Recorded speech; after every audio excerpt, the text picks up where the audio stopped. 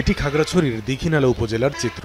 বাড়ির আঙ্গিনা, শিক্ষা প্রতিষ্ঠানের আশপাশ সহ বিস্তীর্ণ এলাকা জুড়ে করা হয়েছে তামাক চাষ। অথচ একসময় আলু, কফি, টমেটো সহ বিভিন্ন শাকসবজি উৎপাদনের জন্য বিখ্যাত ছিল এসব গ্রাম। তামাকের কাজটা অনেক বিষাক্ত, তারপর আমরা বাধ্য হয়ে করতে হয়। বর্তমানে এখানে কোনো কাজকর্ম নেই। এখানে সবজি করলে বিক্রি করা যায় না, বিক্রির নিশ্চয়তা আছে, এই কারণে আমরা তামাকটা করি। একটু তামাক লাগাইছি, ভালো লাভবান হয়েছে। তামাক চাষে যেমন মাটির উর্বরতা কমে যায়, তেমনি শ্বাসকষ্ট, ক্যান্সার সহ মারাত্মক স্বাস্থ্য ঝুঁকির কারণও এই তামাক। এমন দাবি করে তামাক চাষ বন্ধে সরকারকে কঠোর হওয়ার তাগিদ সচেতন নাগরিকদের। সমাবেশে তামাকের ক্ষতিকারক দিক সম্পর্কে তুলে ধরি এবং ওদেরকে বোঝানোর চেষ্টা করি যে তামাক চাষটা ক্ষতিকারক। কলেজের পক্ষ থেকে একাধিকবার তামাক চাষ না করার জন্য নিষেধ করেছিলাম। সবাইকে এই বিষয়ে সচেতন করতে হবে যেন তামাক থেকে সবাই নিজেকে বিরত রাখতে পারে। কৃষি বিভাগ তামাক চাষে নিরুৎসাহিত করার কথা বললেও মাঠে নেই কোনো প্রভাব, বরং বাড়ছে চাষের পরিধি।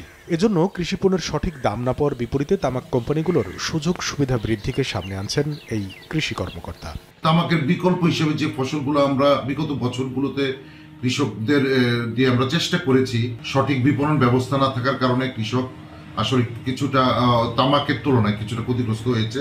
শুধুমাত্র খাগড়াছড়ি জেলার দীঘিনালা উপজেলায় এবছর 471 হেক্টর জমিতে তামাক চাষ করা হয়েছে। আর বনের কাঠে তামাক শুকানোর জন্য তৈরি করা হচ্ছে প্রায় 500 তামাক চুল্লি।